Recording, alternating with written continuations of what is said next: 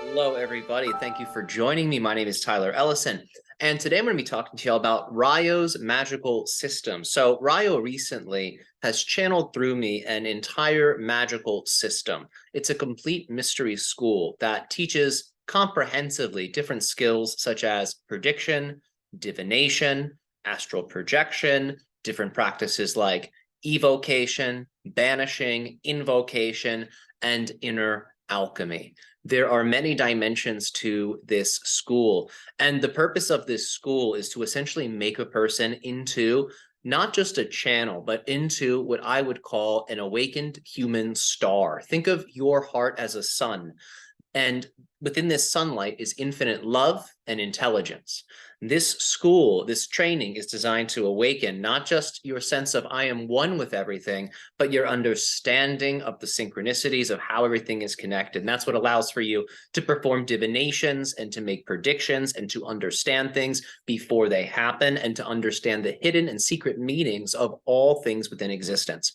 That's what this mystery school will enable you to do. Now, to show you how powerful this is, I'm going to be doing a demonstration. I'm going to be doing it on my Patreon. If you want to see this system in action, if you want proof of this system's power and the science and math behind it, which is pristine, I will demonstrate this, and I'm going to announce how I shall be demonstrating this. So I'm going to pull up an image. This is something that I saw on Facebook. I follow a lot of interesting occult and esoteric Facebook pages and groups, so my feed is full of wonderful, mysterious things. So let's look at this one. So this is a picture. It is called, let me get the name of this real quick. I believe it's called the Sator Square, and it is a type of, you could say, riddle. It's a visual and word-based and mathematic riddle. And no one knows what it means, apparently, right? If you read this, the German oath skull dates from the 16th or 17th century. It is a human skull, which is a symbol, with the Sator formula arranged in a letter square, which you can see carved, it appears, or painted, I'm not sure which, probably carved, onto the skull's head. The effect of this Sator formula is unknown. People don't understand what it means, right? They don't understand what it's meant to do. There are interpretations of it. You can find them on Wikipedia. Though many have attempted to interpret it, such as by forming a double paternoster in the shape of a cross around the fulcrum N and the remaining A and O, symbolizing alpha and omega. So there's not a lot of, you could say, knowledge or explanation that I have seen online that depicts what this means, what it is. So using Ryo's system, I will tell you what this means. I will tell you why this exists. I will tell you what it means as a symbol. And apparently no one on the internet has done that yet. So I'm going to take up the challenge, and I am going to thoroughly and comprehensively explain what this symbol is, what it means, and I am going to show my work. I'm going to show the evidence and the logic and the reasoning that depicts why I have come to the conclusions I have come to. The information I will be delivering, it's not channeled information. It is the result of applying the tools that I have received. And these tools, not all of them are new. Some of them are ancient.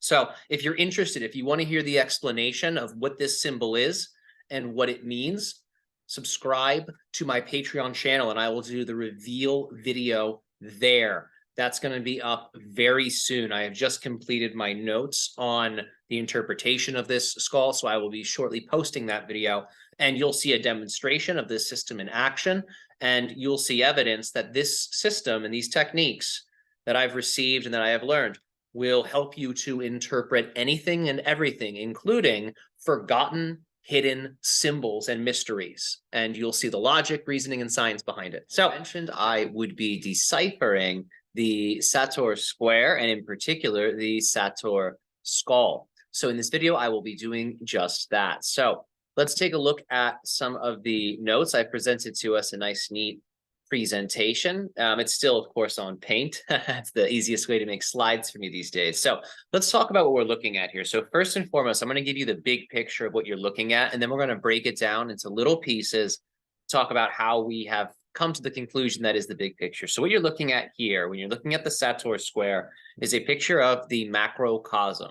You are looking at the three different worlds, as it is called: the level of heaven, the level of earth, the level of humanity, or the level of, you could say, heaven, earth, and hell, or the level of outer space, earth, underworld, upper world, middle world, lower world. That's what you're looking at here. It's a diagram of that.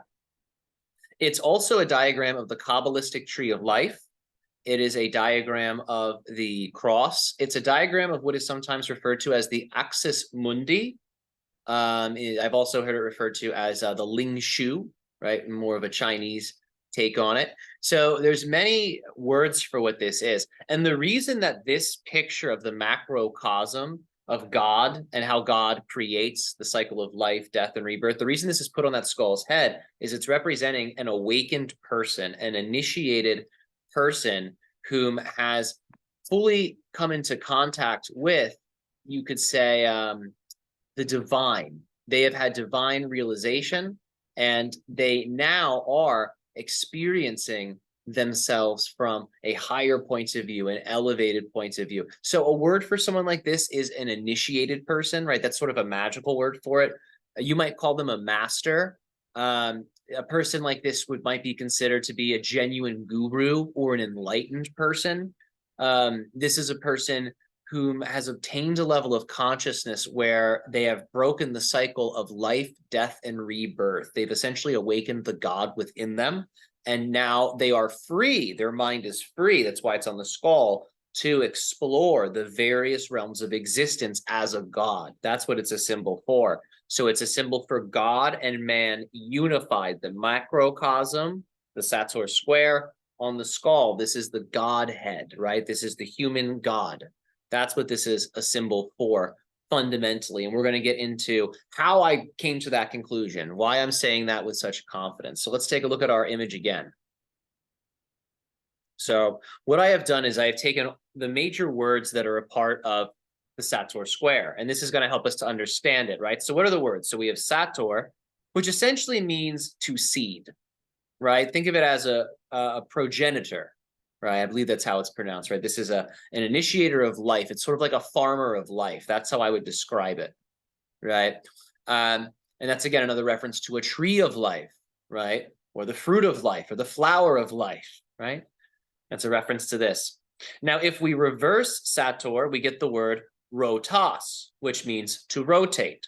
Now, notice we have rotas above and Sator below. What does that sound like? Rotas, what do you think of? Planets and celestial bodies rotating. And when you think of Sator, what do you think of? Well, you think of soil, you think of earth. That's the opposite. So this is reflecting as above, so below, but it's a yin-yang. It's the opposite. You have rotation and space above, and you have soil and time, right? And change and life below. Now, I've converted all of the letters in Sator into Hebrew. And the reason I have done this is, in Hebrew, every letter is also a number. So for things like performing numerology or more advanced operations like Gematria, doing such things is incredibly useful, because Gematria and numerology are the art of reading the spiritual and cultural and historical meanings of numbers. So let's take a look here. The S, once we convert it to Hebrew, is 60, the A is 1, the T is 400, the 0 is 10, and the R is 200. When we put all that together, we get 671, and this equals 14 if you reduce it. If you add the 6, 7, and the 1, you get 14. Now let's talk about these other words. We have magic square, Adonai, Alm, Egypt, wheel, law, gate, sun. What do all these words mean? Why are they all there? Well, all of these words, if they are converted into Hebrew, and then you convert that into Gematria, their number values connect to 671. If you add them up, you're going to find 671 shows up there. And that's what Gematria is all about. The belief is, because the magic square, Egypt, wheel, law, gate, sun all equal 671, they all have something in common. It means they're all linked somehow. They all come from the same source. It's like they're different fingers of the same hand, you could say. And Sator is one of those fingers, and so is Rotas. They all equal 671. That's what they have in common. So we can tell, right? Rotas represents the prime mover. The prime mover is the level of God, or the level of source, It's outside of space and time, but its energy initiates rotation and cycles and change and development. That's the prime mover. That's why Rotas is seen as the wheel. It's also why it's seen as the law, because what the prime mover says, whatever energy it gives off, that's going to influence the universe it creates. That's why it's also the law. It's the sun because the prime mover incarnates as the sun, right? As the Christ, right? As the avatar, but also it initiates the cycles of the sun, which is another reference to change in time. It's Adonai, which means Lord of Earth, right? And that means that this power above has a direct relationship to the earth, right? That means Sator and Rotas are linked, right? Adonai, the God above, rules the earth below. And magic square is, of course, a reference to the idea of the square geometry present in this picture. But magic square is specifically a type of square geometry, a grid just like this, with letters and numbers just like this, that is tuned to the number value of a certain planet. So, for example, Saturn is equal to 3.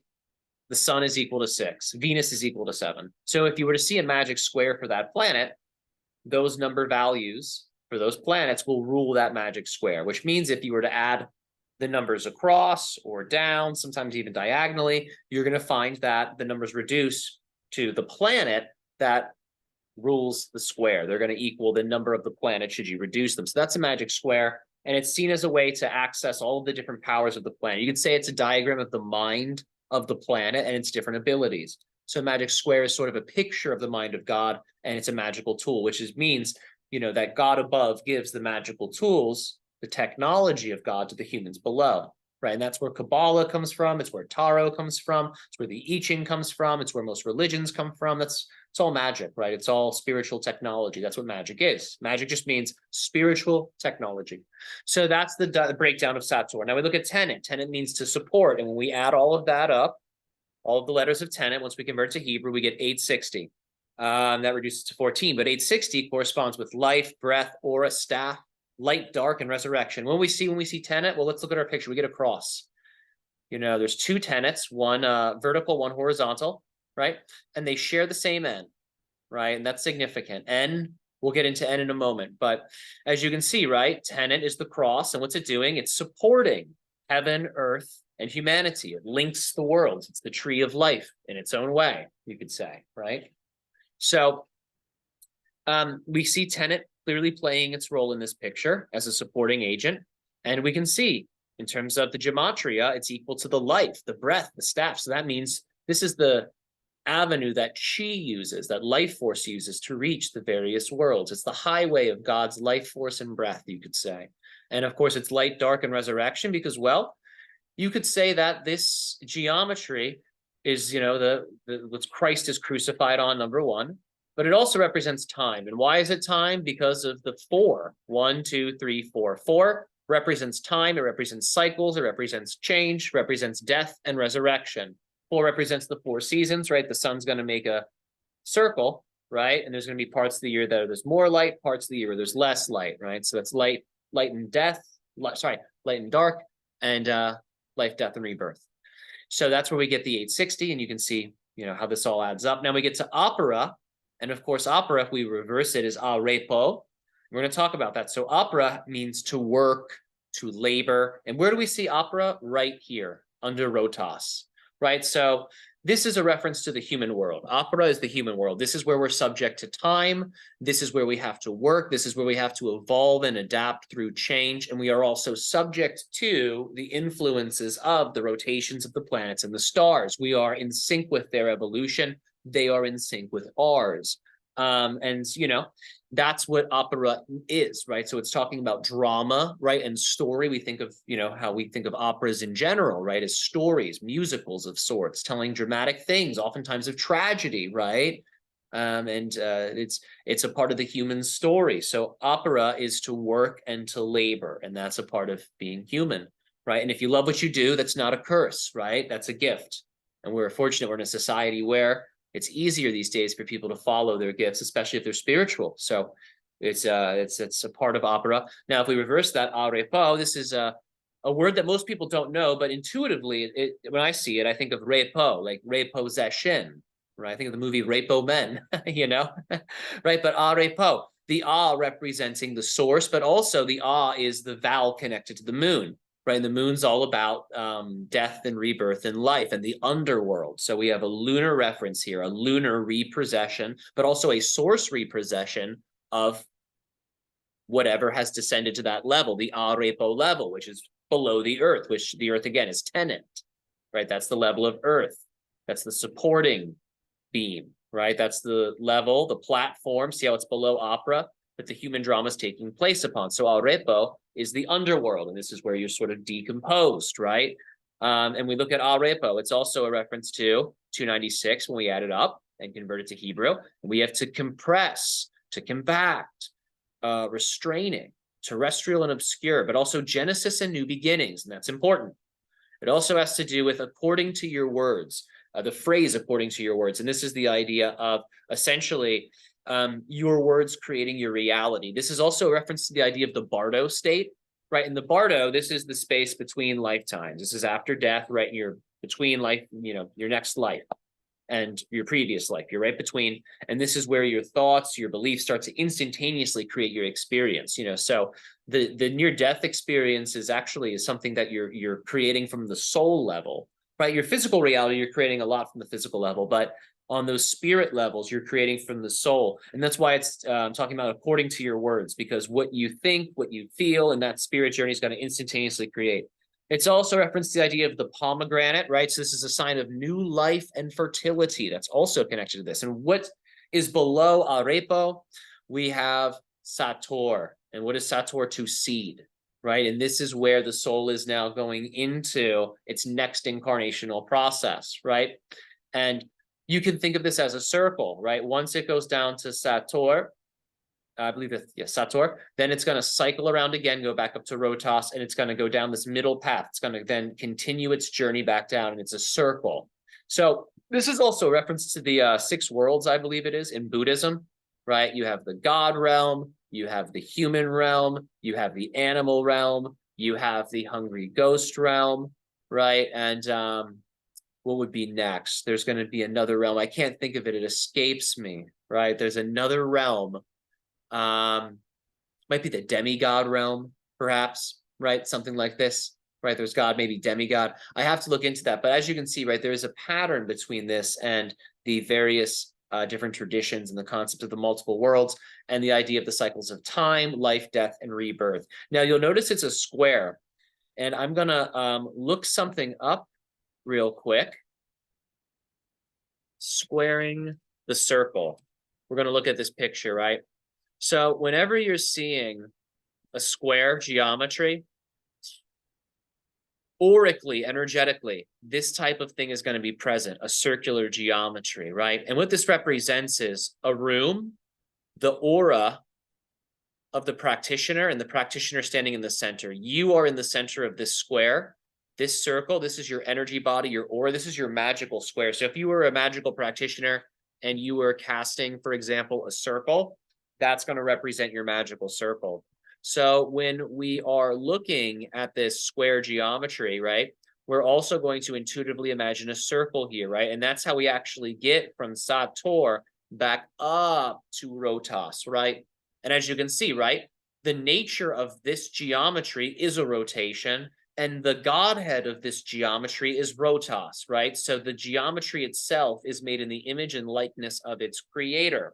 Now, when we add all of these reduced number values up, 14, 14, 17, then also 9, because 10 it's there twice, but we subtract the second n, so it becomes a 9 when we reduce it.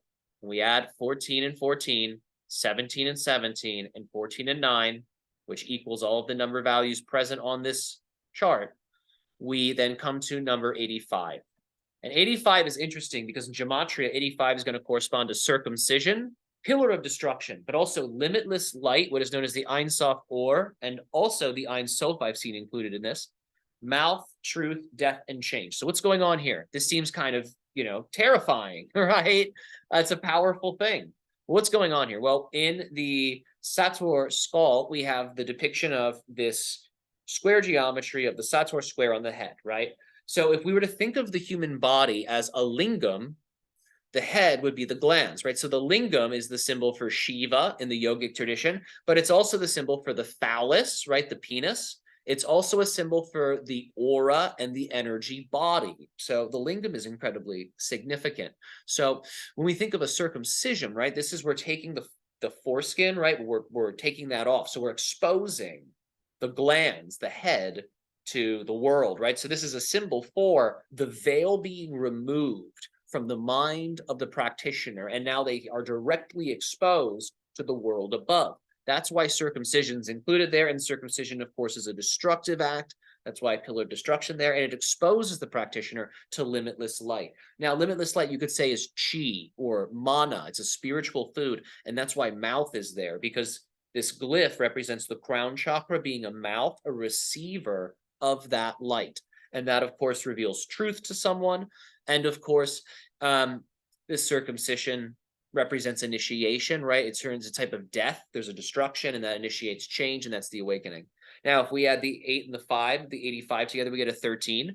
13 in Thelema, which heavily uses Gematria, and in many Gematrian interpretations, 13 represents the unity of the cosmos. You can see this reflected in the I Ching. The I Ching is the Taoist divination tool. Its hexagram 13 represents social mechanisms and dynamics between relationships. So you can also see unity there. The 13 reduces to 4, and through adding the 1 and the 3, and 4 is both Jupiter through the tree of life, which is Chesed, and also 4 is the planetary number for Jupiter.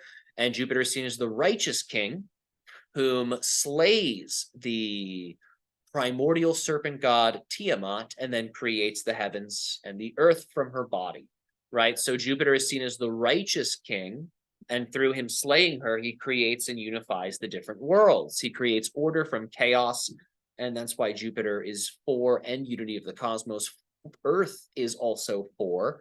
That's important to keep in mind, and 4 is a reference, again, to change and time. So there's a reference here to this benevolent God that creates everything, and the earth. That's a reference again to right where we started, Adonai, the God, the Lord of earth. So we can see that again down here through the final number of 4. So yes, the 4 again is the cross, and it's the axis mundi, the link between the worlds, the link between heaven, earth, and humanity. And it's also a square, as you can see, and it's also a circle through the cycle of life, death, and rebirth. Now we have 25 letters, right? For example, if you're to add all the letters up, 5, 10, 15, 20, 25, 25 letters. This is a reference to innocence and purity in the I Ching. And also 25 is a multiple of 5. So there's a reference again to the pentagram, the 5. The 5 seen as humanity. The 5 is seen as the center. If we were to look at the cross, the 5 is the center of the cross. So a 4 is actually in disguise a 5 if you include the center point. So the 25 letters is a reference to 5, but also a reference to Venus, because 25 reduces to 7. And this is where we get into Sumerian mythology. We'll go deeper here. So Venus in the Sumerian pantheon is Inanna, and Inanna, her number is 8. Her symbol is the 8-pointed star, yet she's also Venus, right? So she's seen as the higher Venus through being the 8. Now, Inanna is God whom descends into the underworld, and through the magic of Enki is reborn as is reborn and ascends back up, right? She's a metaphor for Lucifer. She's a metaphor, but more intimately for humanity. That's us. We descended from here, and then we have given ourselves magic and spirituality so we can ascend back up. That's our human process. So Inanna is also human, right? It's a symbol for us and our spiritual journey. So Inanna, as I said, her power is 8, and 8 is the power of, in Taoism, the Bagua.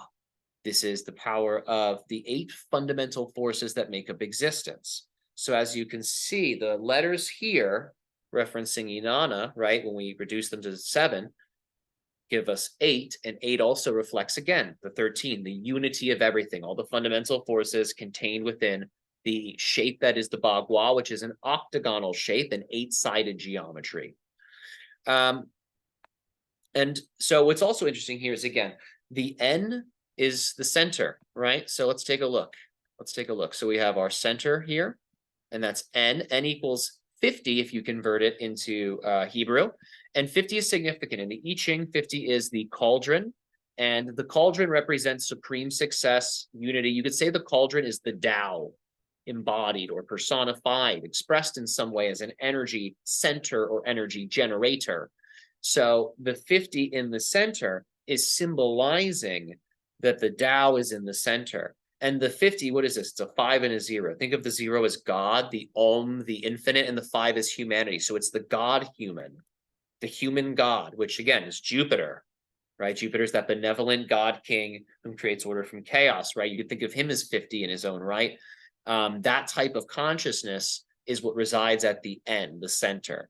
The center is also seen as the solar consciousness, as you could see in Tiferet, looking at the Kabbalistic tree of life, right? That's that golden center point. That's the cauldron, that's the 50, that's also the end. And we also can see a significance here with Anu, right? The reason Anu is the top god in the Sumerian pantheon, right, has to do with his name, right? The N is what's emphasized, the supreme center, Anu, right? There's a reference to the source creating something fresh. They're making it anew, right? I'm creating my life anew, right? Anu.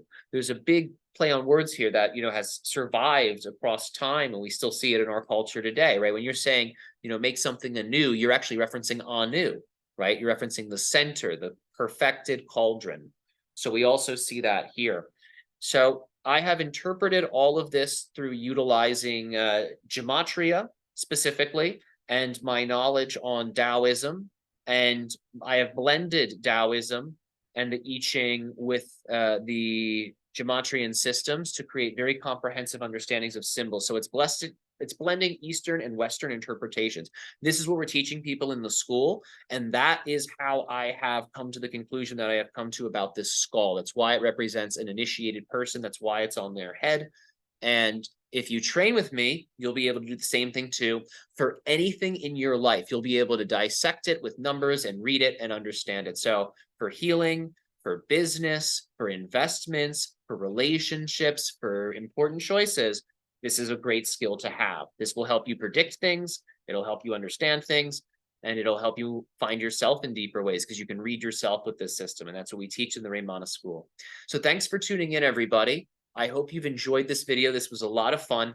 My unconditional love and appreciation to you. Thank you for your support, and much more to come.